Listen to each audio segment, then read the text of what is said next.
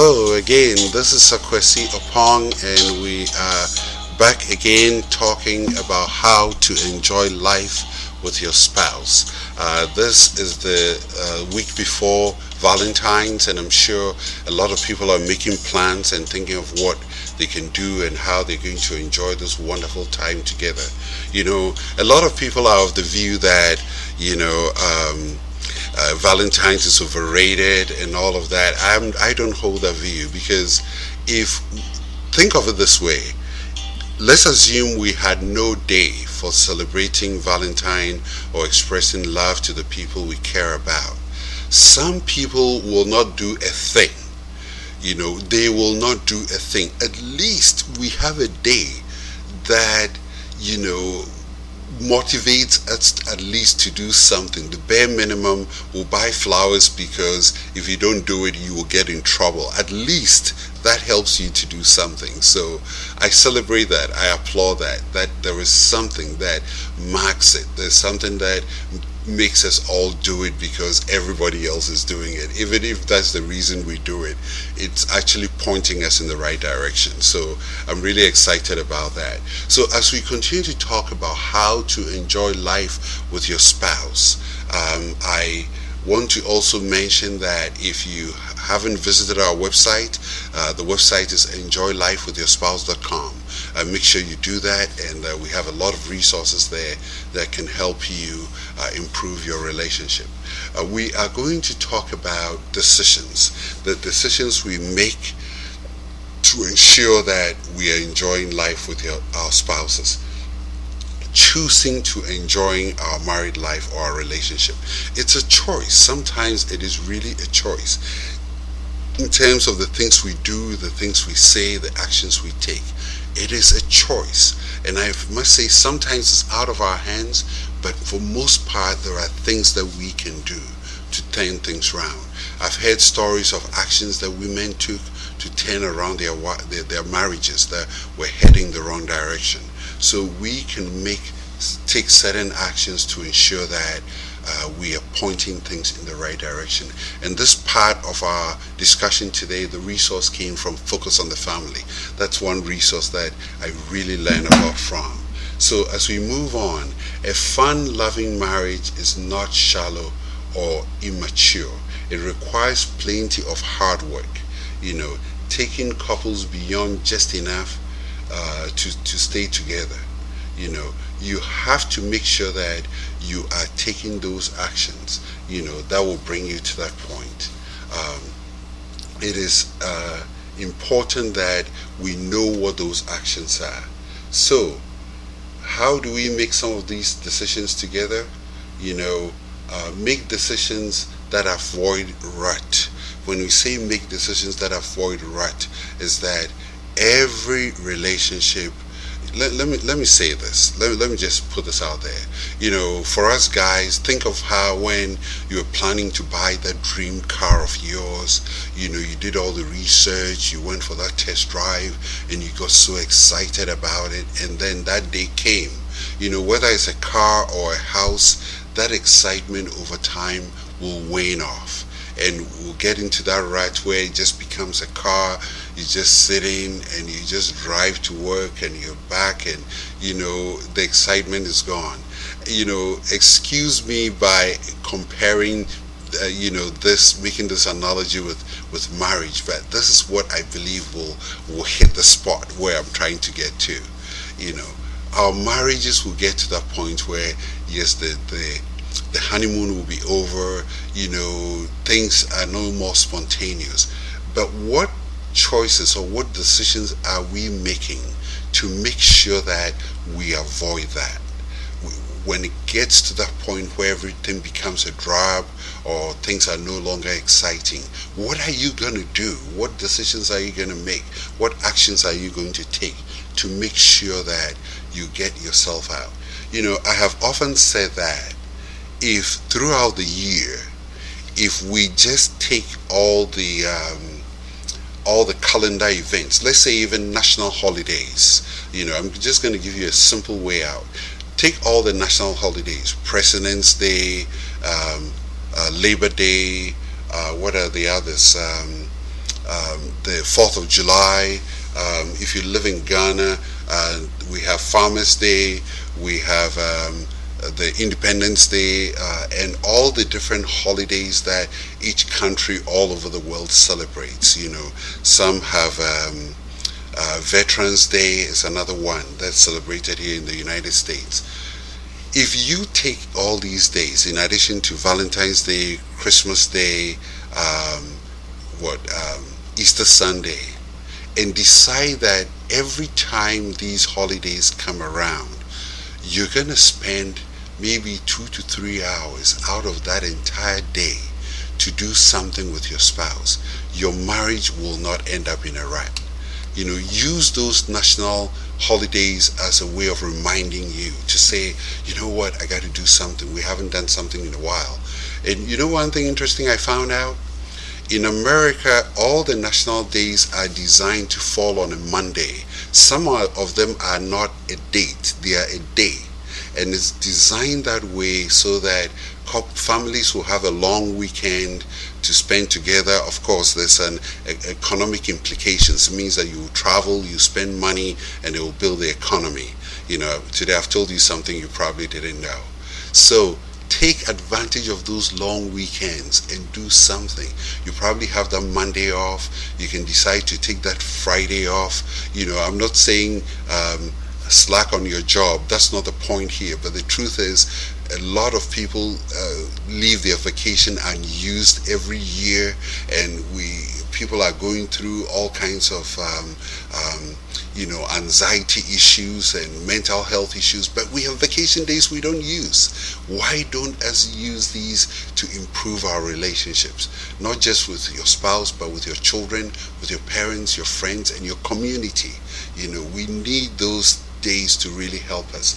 So let's avoid the rut. Let's do things that will spice up our relationships and help us grow and develop. Take a walk together. My wife and I have gone on a date night with $20 in our pocket before, and we had a great time. We picked $20, we went, got a meal each for about $9, and even had change. And we took that meal, sat in a park, it's a beautiful park somewhere, and enjoyed it. Avoid the rut. Do something interesting, something relaxing, something fun that will help you grow your relationship. The next decision I want you to make is learn to value your spouse. Learn to treat your spouse as somebody very important in your life. If we don't put value on things, there's a saying that what we appreciate appreciates. If you appreciate something, it gains more value. In the same way, if we value our spouse, we will see the value in them. Why do we meet a young lady or a young man who grew up with their parents and they did a lot to their best to bring that person up? The young person, worked hard on their jobs or in their lives to become very pretty or handsome, and we meet this very person and we stop doing things to help them or doing things to continue to help them add value to their lives. It falls on us to make sure that we add value to our relationship. So adding value means that, helping your spouse. If your spouse wants to go back to school, help them add value to their lives. If your wife has a gift, help them develop that gift. That's adding value, because that day will come. You'll see your wife, singing in front of a crowd, and you'll be the proudest man, because she's gotten to that point where you helped her to add value to her life. So let's make sure that we are adding value. We're doing things that is adding value to our relationships. That is very, very important. Let us compliment each other. That's another one. Compliments are a great way. Make sure you always compliment. If your wife puts on a new blouse or a blouse you haven't seen before, oh, that is really nice. I really like your blouse. If she makes her hair, or if your husband gets a new haircut, make sure you compliment them, or they do something great, they accomplish something at work or in their community or their church. Maybe your wife is in a choir at church and she sang. When she come home, you say, that was really nice, you sang today. I really enjoyed seeing you, on the stage singing, helping us all to worship. Compliment your spouse. It's very important. That is another way you can enjoy life with your spouse. Now, this is one thing we tell our children all the time, and I'm going to hold you all to it. Learn to say thank you. It's so fundamental. I can't say it enough. Just say thank you. This Valentine's, if you're not going to do anything, you're not going to buy flowers, you're not going to go out to eat, or anything in between that, maybe fly your wife to or husband to an island somewhere, the most simplest thing you can do is to take your wife by the hand and say, I am very grateful to have you in my life. I am so thankful for all the things you do for me, for the work you do, for taking care of our home and our children. Just say thank you, and it's gonna go a long way. It's gonna go a long way. I've said the story before, time and over. I think it's a story I heard on Focus on the Family. It talks about this young lady who went to the grocery store to pick up some items, and while she was standing there getting ready to pay, there was a man behind her in the line, and the man looked up to her and said, "Oh, that's a very nice earring." And the lady said, "Thank you." She paid for her items, went into her car, and broke down crying because she just realized that she can't even remember the last time her own husband said, "You're beautiful," or "Your earring looks great," or "I'm grateful for the things you do." She hadn't heard that in a long time. So let's make sure it's not coming from outside. It has to come from within. Let's make sure it's coming from within. Compliments are very, very important. Something that goes along with compliments is making sure that we're using kind words. I think we touched on that a little bit earlier, but making sure that our words are kind, polite words that when your children hear, it will let them also want to do the same thing. Let's pick our words well in making sure that when we are talking to our spouses, we are using right words. And one of the guides we can do is this, as Dr. Etrich said in his book, Love and Respect, that the scripture that goes that men have to love their wives and wives to respect their husbands. That's where you start. Make sure that when you, as a husband, you're talking to your wife, it's full with love. You express your words in love. And as a wife, when you're talking to your husband, make sure that it's drowned with respect, because men they thrive on respect, and women thrive on love. Doesn't mean that women don't want to be respected. It's far from the truth, but that is what they need. And if your car needs gasoline, you put gasoline in it. If you have an electric car, you plug it and it will go. If you try to put gasoline in an electric car, well, I don't even know where you put it, but it's not going to work. So let's give to our spouses what they need in terms of gratitude and words, and we're going to get the results that we're looking for. So, moving right along, doing things together. I can't say this enough. Learn to do things together. The bare minimum, you can even, do chores together. You're going to do chores anyway. Why don't you do them together? Or maybe you're going to eat at home anyway. Why don't you cook together as husband and wife? Those things bring bond together. You learn to talk through the things you're doing. We often say that we're busy, but there's so many opportunities we have that can help us to build our relationship by just simply doing things together. I can go down the list, of things that you can do together. sometimes when I'm doing yard work, I just love it when my wife comes to stand there and just cheer me on. Even the bare minimum, if you can't do it, you can just be there for your spouse to feel that, I support you.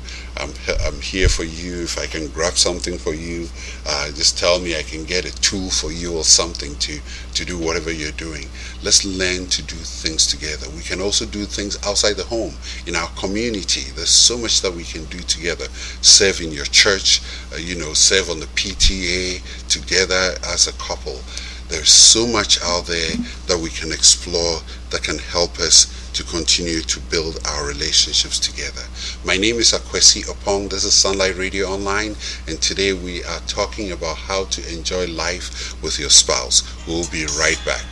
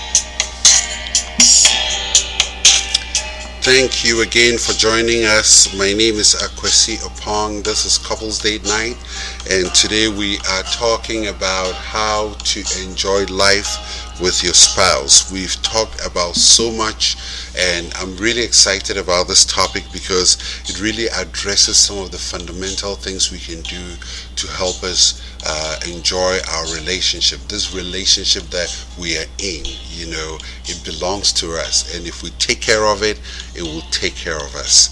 Now, at this point, I'm sure there are some people saying that, the romance has faded, the spark is no longer there in the relationship. What can I do?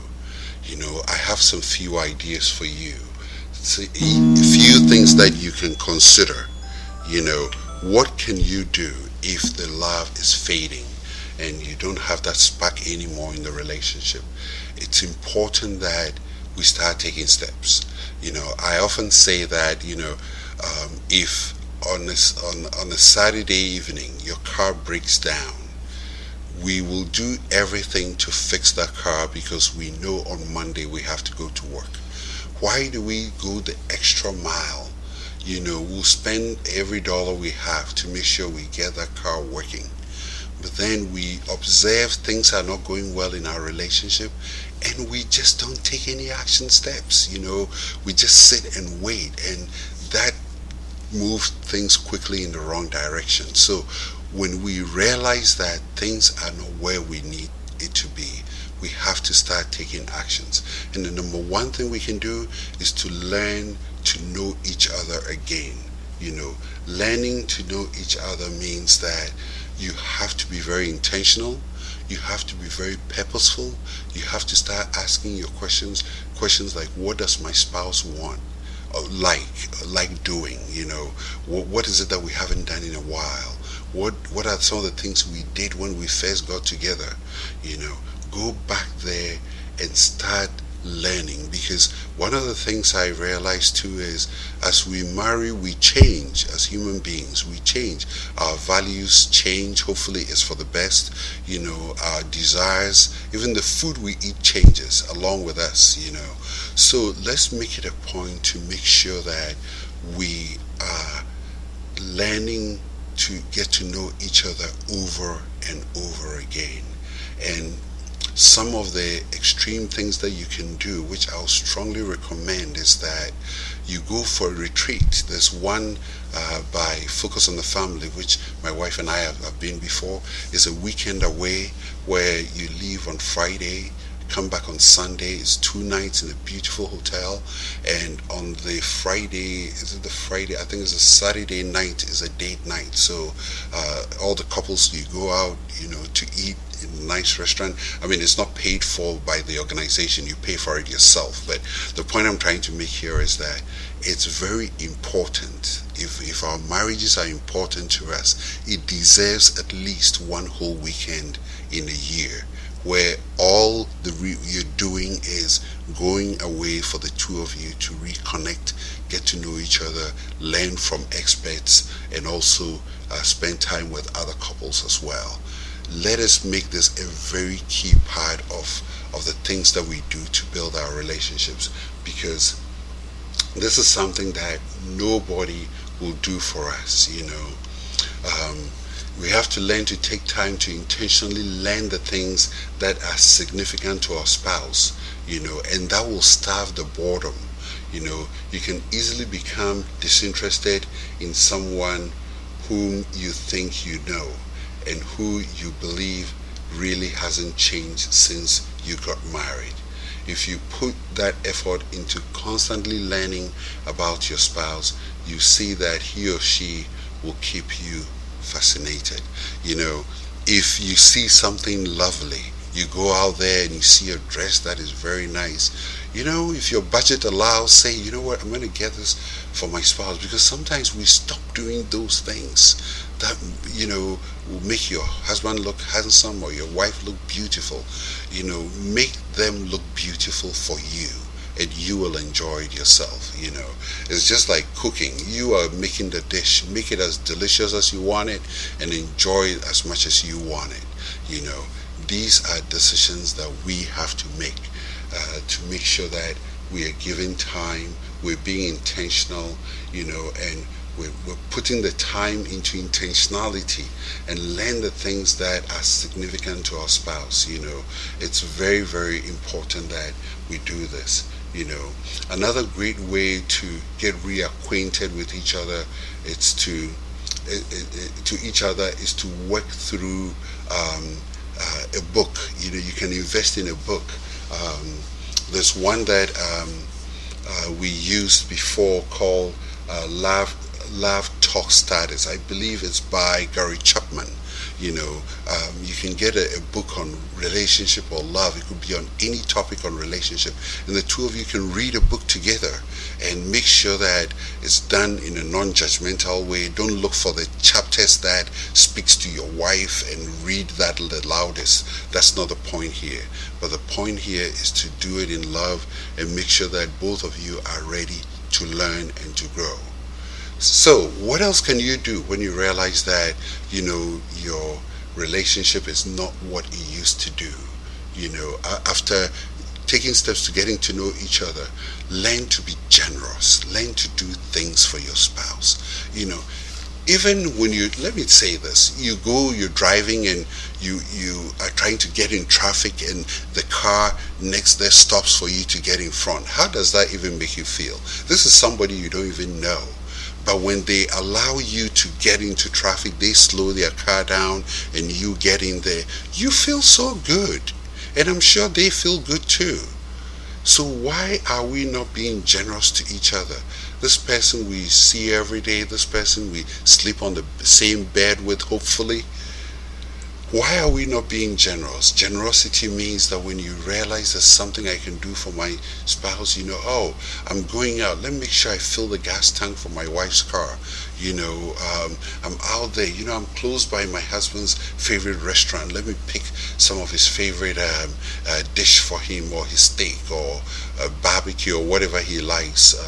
Let me make sure I prepare that. That is generosity.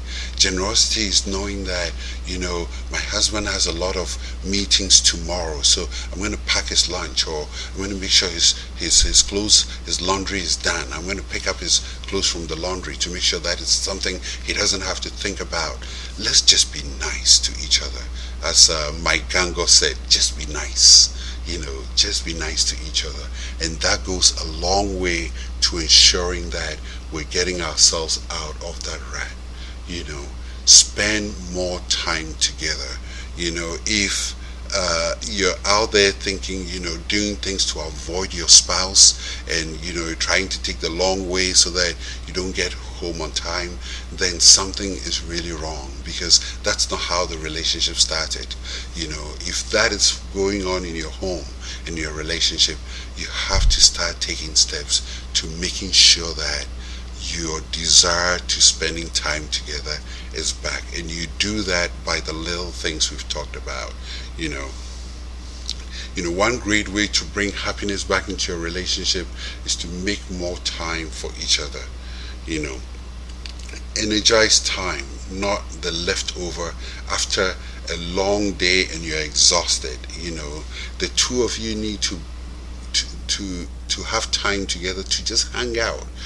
When you can be playful, affectionate with each other.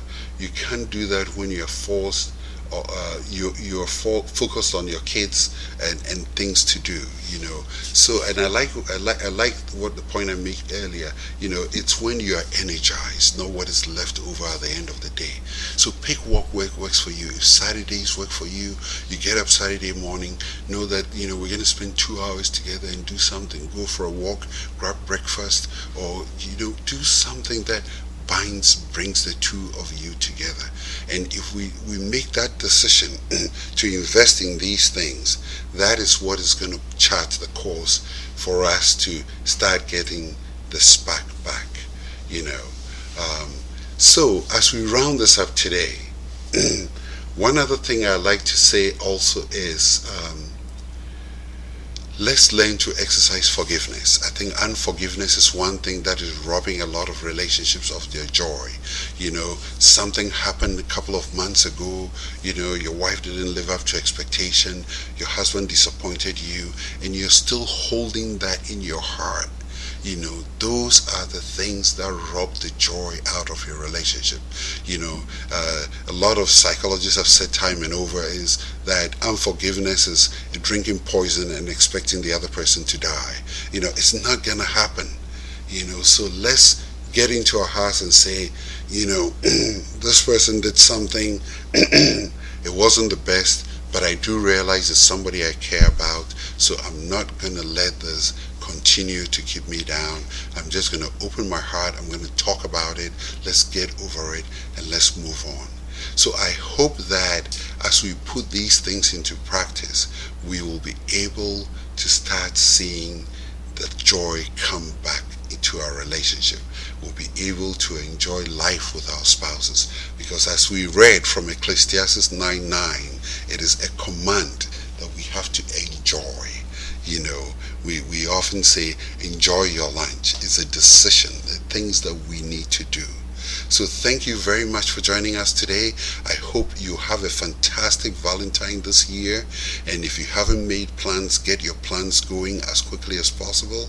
Plan something for all the various national holidays coming to help to make your relationship better. And we're so excited that you made time to join us. Again, my name is Akwesi Apong, and our website is enjoylifewithyourspouse.com. We look forward to seeing you again next time. Have a wonderful week, and God bless you.